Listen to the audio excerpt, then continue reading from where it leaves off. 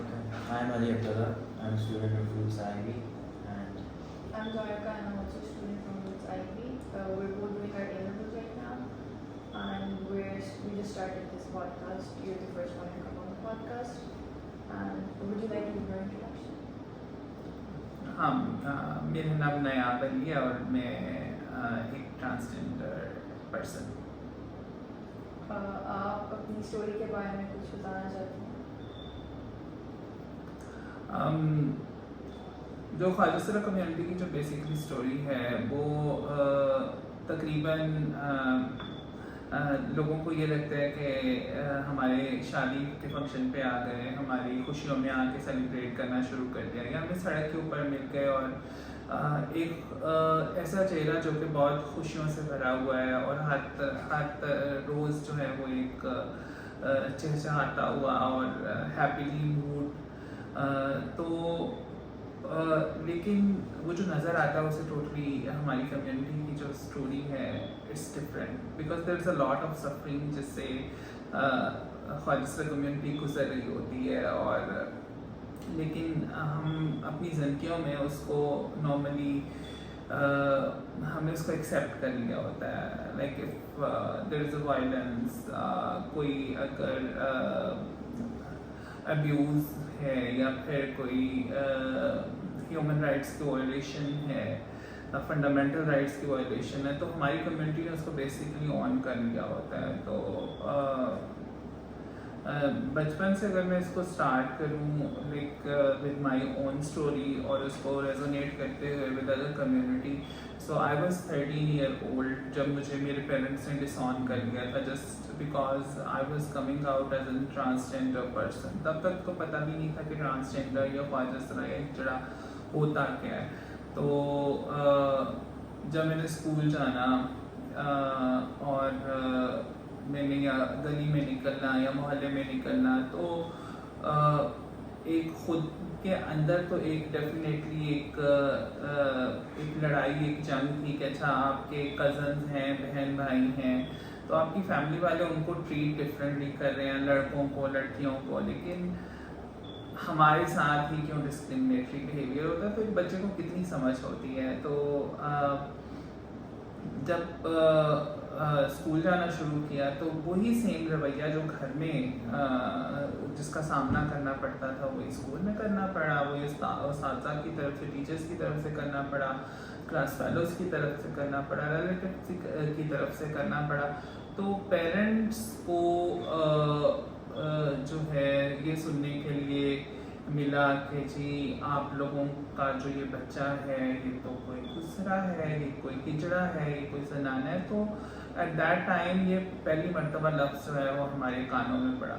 तो उसके ऊपर जब ये फ्रीक्वेंट हुआ तो हमारे माशरे के अंदर एक बहुत ईगोइस्टिक और हमारा मुआशरा है जिसके अंदर हर चीज़ अगर तो आपकी इज़्ज़त के ऊपर कोई हरफ आ जाता है तो उसको लोग बहुत सीरियसली उसको ले रहे होते हैं और कहते हैं कि जिस तरह हमारे माशरे में कत्ल कर दिए जाते हैं, इज़्ज़त के नाम पे कत्ल हो गया कि ये हमारी इज़्ज़त ख़राब कर दी, तो यस सेम ऑनर किलिंग। तो हमारे भी जो एक ऐसी फैमिली जो कि मजहबी घराना है और उसके अंदर एक इस तरह का बच्चा है जिसको मुआशरा और उस ख़ानदान के लिए एक बहुत नफ़रत का बाइस है, तो वो फिर एक ख़ानदान के ऊपर प्रेशर होता है। तो मेरे ख़ानदान के ऊपर भी इस तरह का प्रेशर था। तो उन्होंने फाइनली जब मेरा जस्टर पॉस्चर सब कुछ बता रहा था लोगों के oh no this is not a normal child, तो उन्होंने फिर मेरी फैमिली ने फाइनली डिसाइडेड कि मुझे वो अबैंडन कर दें। एंड फिर अबैंडन होने के बाद फिर स्ट्रगल पहले घर में तो लाइक इट्स लाइक आपका एक शेल्टर होता है, आपके पास एक कवर होता है, आप महफूज होते हो फ्रॉम द सोशल लेवल्स और जो माशरे के इतने तलख रवैये हैं। तो जब फैमिली की सपोर्ट हटी तो उसके बाद जब वो सड़क के ऊपर मैंने कुछ रातें गुजारी एंड देन मेरी नानी के पास मैंने रहना शुरू किया, तो एंड देन रियलाइज कि मुआशरा वो जो मार पीट जो मैंने शायद अपनी फैमिली की तरफ से, अपने फादर की तरफ से जिसका मुझे सामना पड़ था बिकॉज ऑफ कि मैं डिफरेंट हूँ, ये उससे ज़्यादा ख़तरनाक और इससे ज़्यादा वर्स है। आप कौन से सिटी में थे? ओकाड़ा। मेरा एज क्या थी? 13 ईयर। तो उस टाइम जब मैं अपनी ग्रैंड मदर के पास आई यूज्ड टू लिव, जब मैं वहाँ पे चली गई, तो एक बच्चे के साथ जो अब्यूज़ होता है, जो हमारे माशरे के अंदर हर दूसरे बच्चे की स्टोरी है, लेकिन अगर हमारे ख्वाजा कम्युनिटी में ये हर ख्वाजा के साथ वो अब्यूज़ कहीं ना कहीं हुआ होता है। तो I also gone through that experience, जो कि बहुत बुरा एक्सपीरियंस था and it was really traumatising experience. तो उसके बाद फिर मेरी नानी की डेथ हो गई, as like my parents disown me. उसके बाद जब मेरी नानी की डेथ हुई तो मैं अपने मामू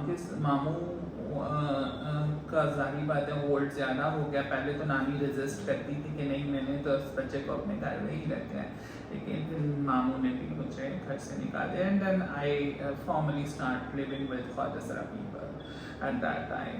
तो उसमें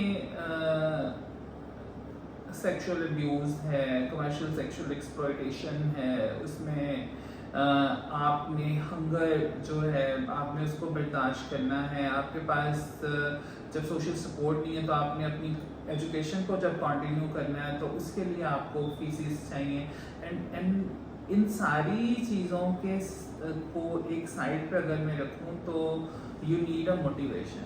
आपके पास एक पुश चाहिए आपको कि आपने स्कूल भी जाना है तो you need a reason. Yeah, I was also going to school. उसमें ये था कि I was brilliant student of my school और मैंने district top किया था when I was in 5th class. So उस टाइम मुझे scholarship मिल गया था। 5th class तक तो my education was supported by my father, लेकिन उसके बाद जब मेरे फादर नहीं चाहते थे कि मैं अपनी एजुकेशन को कंटिन्यू करूं, बिकॉज कि वो कहते थे कि जब तुम ये जो है वो स्कूल में या बाहर जब इसका जाना होता है तो मेरे फ्रेंड्स जो हैं, मेरे दोस्त जो हैं, वो सारे मजाक उड़ाते हैं, मुझे मुआशरे की तरफ से ताने सुनने पड़ते हैं कि ये पता नहीं किस गुनाह की सज़ा है जो ये बच्चा हमारे घर पैदा हो गया। तो माय फादर वांट्स के जो है वो मैं किसी तरीके से पब्लिक आई में ना आऊँ या पब्लिक में कोई भी मेरा इस तरह का इंट्रैक्शन ना हो। तो वो जो स्कूल वाला जाने का भी एक्सपीरियंस था या फिर अपनी एक बेसिकली बेस बनती है जिसके ऊपर आप एक अपनी पर्सनालिटी को बिल्ड कर रहे होते हो, तो उसके लिए बहुत एक सपोर्ट, एक पुश बैक चाहिए होता था कि जैसा नॉर्मली हमारे बच्चे they don't want to go to school और उनको उनके parents just to make them realise कि आपने स्कूल जाना है तो आप अच्छे इंसान बनोगे, बड़े बनोगे, यू विल गेट अपॉर्चुनिटीज़, आप अपनी अच्छी एजुकेशन के साथ सो आपके ये करियर गोल्स होंगे। लेकिन मेरे पास ऐसा कुछ नहीं था और ऐसी कोई सपोर्ट नहीं थी। खुद ही उठना है, खुद ही जाना है और खुद ही जाके वहाँ पे उस मुआशरे के साथ लड़ना भी है। पहले खुद के साथ लड़ाई करनी है कि अच्छा मैं हूँ क्या, मैं एक लड़का हूँ, मैं एक लड़की हूँ, या मैंने अपनी आइडेंटिटी को कंफर्म करना था। वो एक बच्चे के लिए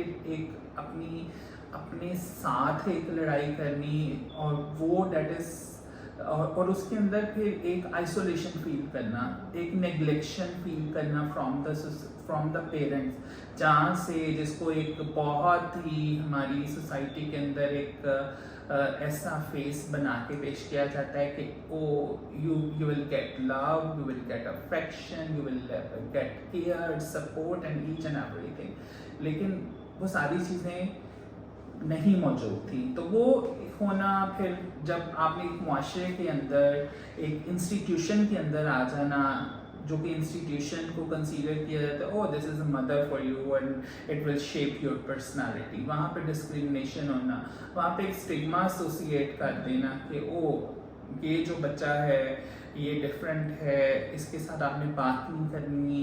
आपके और siblings वगैरह थे? या आई हैड 4 siblings, उसमें एक सिस्टर है एंड जो है वो 3 भाई हैं, और तो मैं उनका क्या रिएक्शन था? How did they treat you? वो छोटे हैं सब, और You छोटे the oldest one?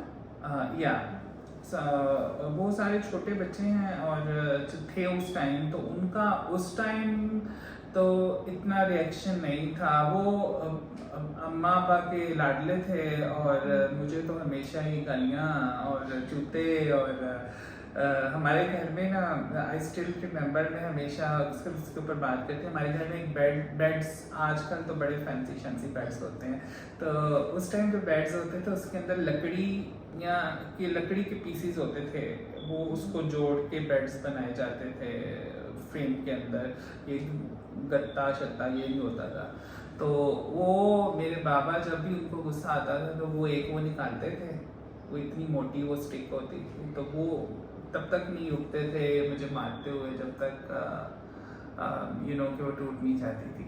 सो इसके अलावा ये तो घर से था, उस टाइम तो हम शायद इसको वायलेंस भी नहीं समझते थे, तशद्दुद भी नहीं समझते थे, लेकिन कॉन्टीन्यूटी, ये जो एक एरा था, ये मार खाने वाला एरा पेरेंट्स से, वो शायद मेरा 13 साल की उम्र तक ख़त्म हो गया, लेकिन उसके बाद फिर मुआशरे ने बहुत ज़्यादा उस पर जो है So no one from your family stood up for you?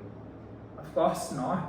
देखो कि जो ख्वाजा सरा होना या एक ट्रांसजेंडर बच्चा पैदा होना हमारे इस मुआशरे में कभी भी इज्जत या एक प्राउड नहीं समझा जाता, और वो फैमिली के लिए भी जो है वो मुआशरे के अंदर शायद हो सकता कि मेरे पेरेंट्स एक्सेप्ट कर लेते मुझे, या हो सकता कि मुझे वो इक्वल अपॉर्चुनिटीज़ मिलती जो कि बच्चों को नॉर्मली हमारे सोसाइटी के अंदर मिलती हैं, लेकिन हमारी सोसाइटी इतनी रूड थी।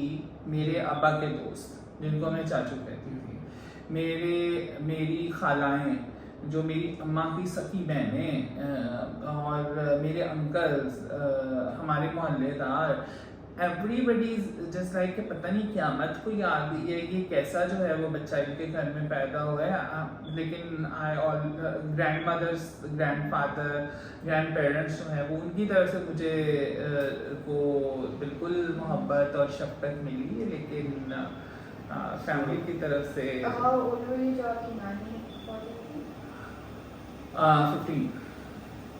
13 साल, I was 13 when I was abandoned by my parents, my father and mother, and 2 साल के बाद, and I was studying in 8th standard, फिर मैं मैट्रिक में थी, तो मेरी grandmother की डेथ हो गई ना, I was just 15 when I started living with Pakistani people. You shared that your parents like treated you that way, but कभी लगा कि the main reason was the insecurity, कि like their friends think कि ये मसला है? Yeah, of course, not insecurity. मैं इसको insecurity से ज़्यादा social pressure कहूँगी. Social pressure coming from the society, just to maintain your presence and your class, और आपका एक aura और आपका जो एक इमेज है in the society, oh this is very religious family, very noble people, और when they are associated with child का एक बच्चा ट्रांसजेंडर है, ख्वाजा सरा है, तो वो that's coming with a lot of negative and pessimist approaches, और उसमें ये होता है कि हमारी एक मिथ है, बिकॉज हम एक ऐसी सोसाइटी और ऐसे मुआशरे के अंदर, सब कॉन्टिनेंट के अंदर रहते हैं, we strongly believe in myths, और मिथ बस भी नहीं होती। तो उसमें ये है कि अच्छा, अगर आपके घर ख्वाजा सरा पैदा हुआ है, वो शायद किसी वो बाप की कोई उसने कोई गुनाह किया होगा तो उसको सजा मिली है। हमारे आज तो एक आ जाए तो कहते हैं कि फांसी की वजह से हुए। So you know that kind of perception and myths जो है वो तो ख्वाजा सरा बच्चा पैदा होना किसी के घर में तो वो इसी वजह से उसको माशरे के अंदर अच्छा इसने कोई गुनाह किया होगा, इसको अल्लाह ने सजा दी है। तो I was considering as an सजा और punishment by God for my family, so that's why my family doesn't want to continue. I think so अगर वो इनसिक्योरिटी मुझे खैर वो बहुत कम लगती है। इनसिक्योरिटी की बजाय वो अगर इतने पोसेसिव होते हैं कि अच्छा नहीं औलाद तो औलाद ही होती है तो वो कभी मुझे सोसाइटी के हवाले ना करते। वो सोसाइटी जो मुझे व्यूज़ करती, जो मुझे सोसाइटी उन तमाम बुराइयों के अंदर मुझे पुश करती। तो that was the it was the start of my life and then moving on एक ख्वाजा सरा कल्चर के अंदर। ख्वाजा सरा culture is totally different from the society. ख्वाजा सरा आपके कल्चर कोई बहन भाई थे who like wanted to live with you but like क्योंकि वो बहुत छोटे थे तो ऐसे तुम how they can और live कोई with पता me। भी नहीं था। नहीं, उनको देखो वो तो बच्चे थे ना, छोटे बच्चों को क्या पता आइडेंटिटी क्राइसिस क्या होते हैं, उनको उन बच्चों को क्या पता। मेरे साथ हमारे जो फैमिलीज होती हैं ना, जो middle class lower middle class family जो स्पेशली होती हैं, उनमें ये कॉन्सेप्ट सेल्फ इंडिपेंडेंस का कॉन्सेप्ट ये नहीं होता है। उसमें टोटली जो है वो अगर 18 साल के बाद भी इवन आपकी शादी भी हो जाती है बच्चों की, तब भी they are dependent on their parents, majority of them. तो हमारे सिबलिंग्स का तो उसके बाद जब मैं ख्वाजा सरा कम्युनिटी के साथ मैंने रहना शुरू कर दिया and then I visited my home town. I love to come across the community. हमारे मोहल्ले में रहते थे ख्वाजा सरा एंड ख्वाजा सरा it is a very famous thing like कि अगर आपके घर में कोई ख्वाजा सरा रहता है और बच्चा पैदा होगा तो उसको ख्वाजा सरा लेने आ जाएंगे। सो ये होता है, इट्स ट्रू कि अगर मोहल्ले वालों को पता चल जाए।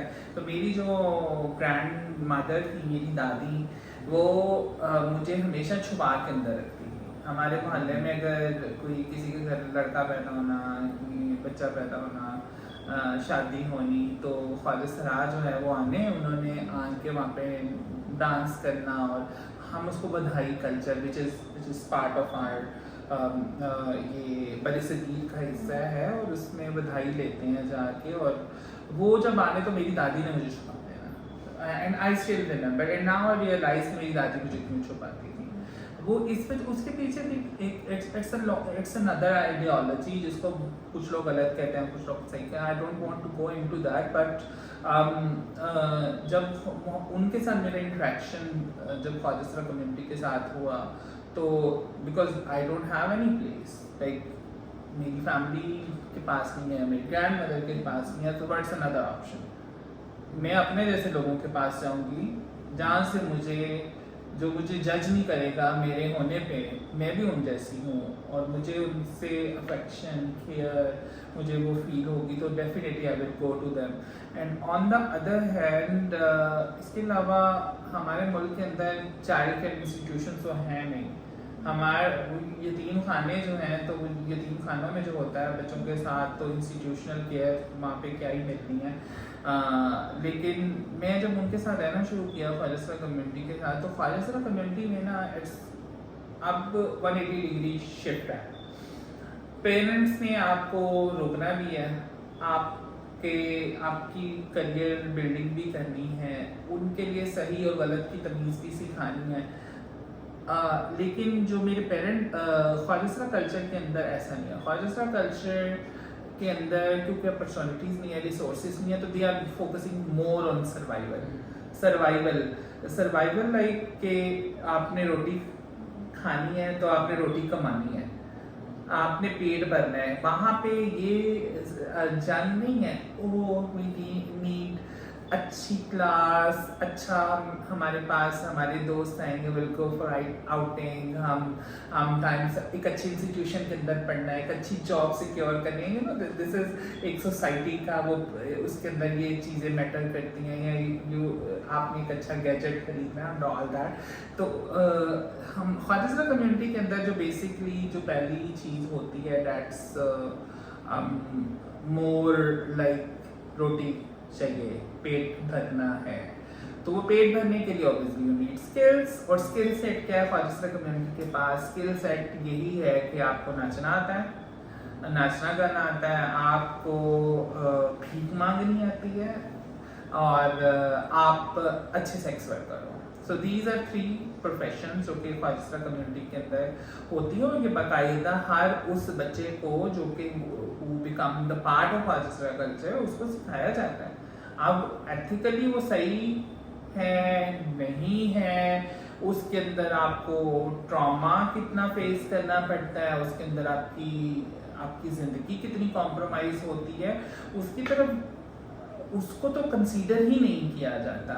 एक छोटा बच्चा है, अब उसको तो नहीं पता कि देखो एक सेक्स वर्क जो है वो बुरी चीज़ है, या फिर उसने कम्युनिटी के अंदर था। हाँ, this is community, because community के पास यही 3 ट्रेडिशनल प्रोफेशन है। मुझे बताओ किसी ख्वाजा को हमारे मुआशरे ने आज कोई अच्छी नौकरी दे दी कि आप आके बैठ जाएं हमारे ऑफिस में काम कर लें, या ख्वाजा को किसी ने किसी अच्छी पोजीशन के ऊपर बिठा दिया? नहीं दिया, मुआशरे ने आइसोलेट कर दिया। तो मुआशरा सिर्फ इन 3 चीज़ों के लिए ख्वाजा को एक्सेप्ट करता है।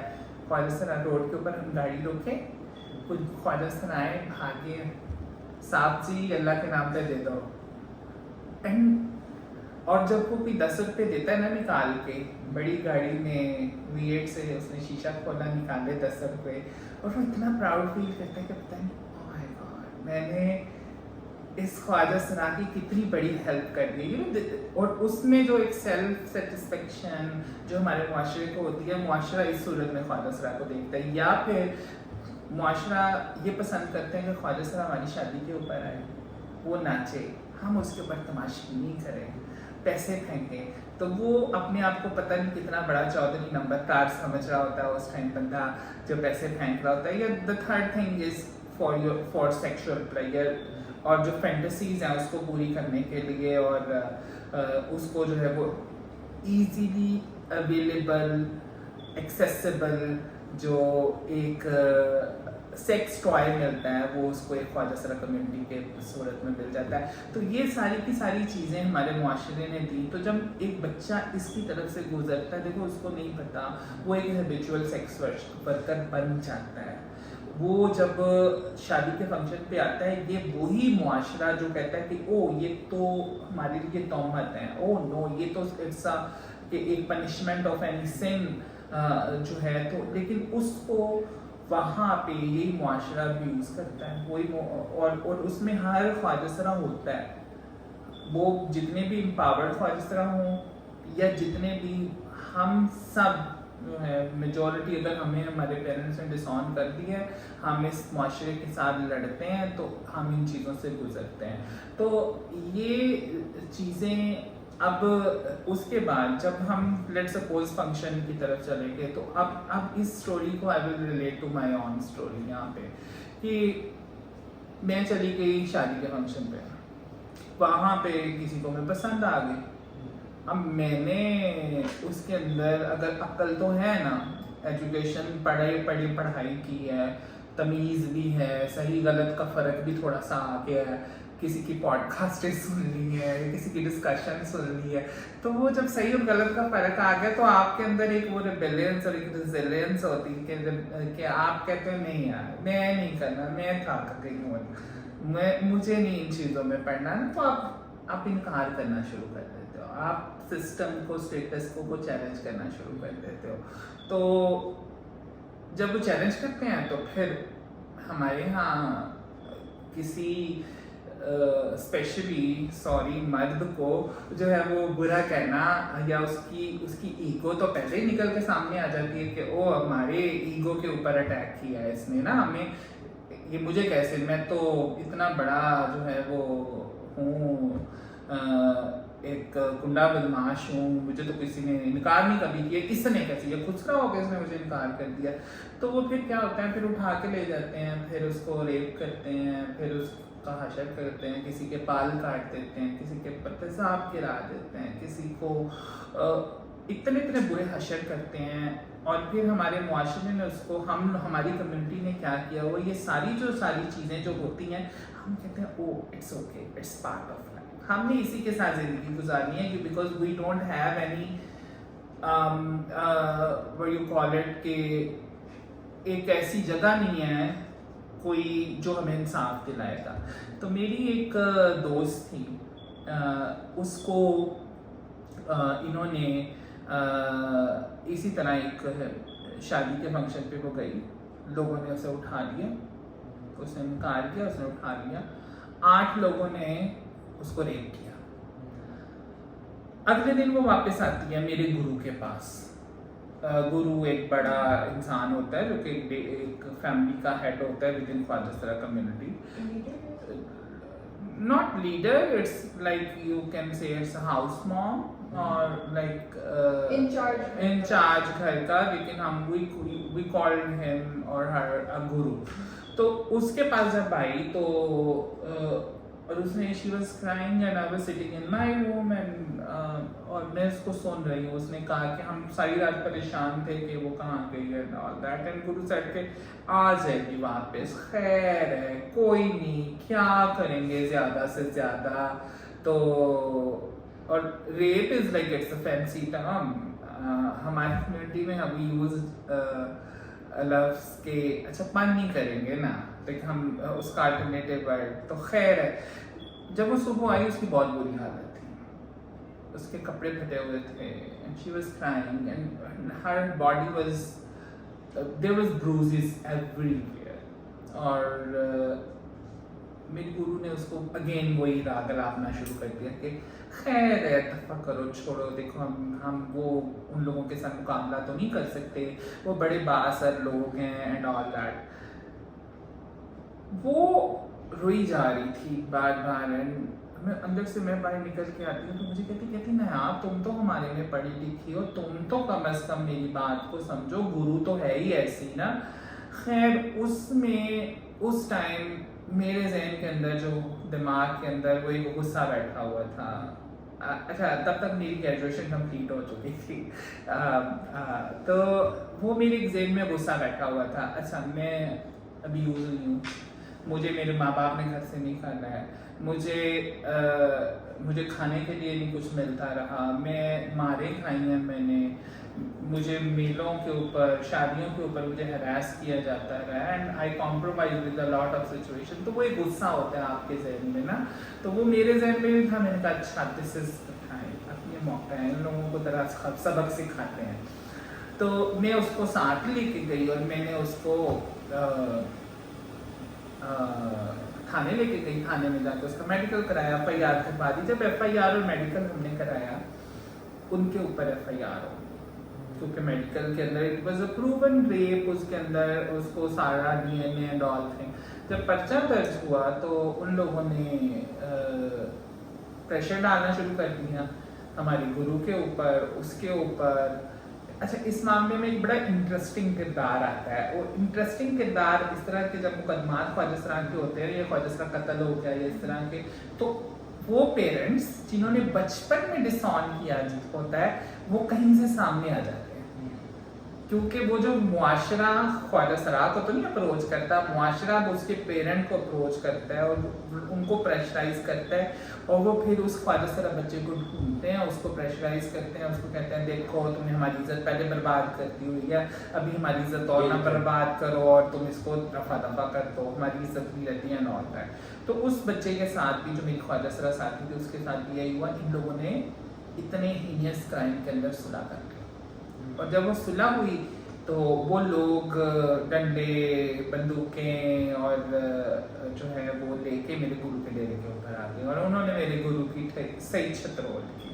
And I was happy, literally I was happy कि मेरे गुरु के साथ सही हुआ है कि पहले तुम्हें इन लोगों के खिलाफ तुमने मुकदमा जब करवाया तो तुम क्यों उसकी सुलह वगैरह तुम करवाने के अंदर, और उसको पहले अगर तुम खड़ी होती तो ये शायद ये लोग ना करते। खैर मैंने फिर जब उन्होंने कहा तो मेरे गुरु ने सारी चीज़ डाल दी। उन्होंने कहा मैं तो नहीं कुछ कर रही थी, ये नयाब जो है इसी ने सारा का सारा पंगा किया। तो खैर वो लोग मेरे दुश्मन पर बन जब गए। सुलह हो गई थी तो फिर वो क्यों अंदर गया था? सुलह इसी वजह से तो हुई थी, देखो कि उनकी इज्जत खराब हो गई ना, उन्होंने उनकी इज्जत खराब हो गई जब कि हाँ तुम लोग कौन होते हो, तुम लोग घुस रहे हो, तुम लोग हमारे पे पर्चे कराओगे। तो खैर उसके बाद जब मेरी दुश्मनी हुई, मैं इसी तरह मेले के ऊपर जा रही थी, तो फिर उन्होंने वही लोग थे वो आए, उन लोगों ने मुझे धमकी तो दी हुई थी कि तुम्हारा हम बुरा हशर करेंगे। तो फिर उन लोगों ने मेरे ऊपर तेजाब फेंक दिया। The same culprits they throw acid on me. And वो जो एसिड अटैक आज भी मेरे जिस्म के ऊपर, मेरे चेहरे के ऊपर, there is a lot of scars on my chin, neck. I can't move my neck properly. मैं permanently I'm a disabled person. मेरी cervical movements are restricted. तो ये सारी की सारी चीज़ें जो हुई, कि ये इस कहानी के मुख्तलिफ टाइप्स तो हो सकती हैं, मुख्तलिफ शक्लें तो हो सकती हैं। कुछ स्कार्स ऐसे हैं जो आपको नज़र आ सकते हैं, लेकिन there are lot of scars जो कि हमारी हर ख्वाजत ज़रा पर्सन पे हैं। वो शायद उसकी रूह के ऊपर स्कार है, या शायद उसकी बॉडी के ऊपर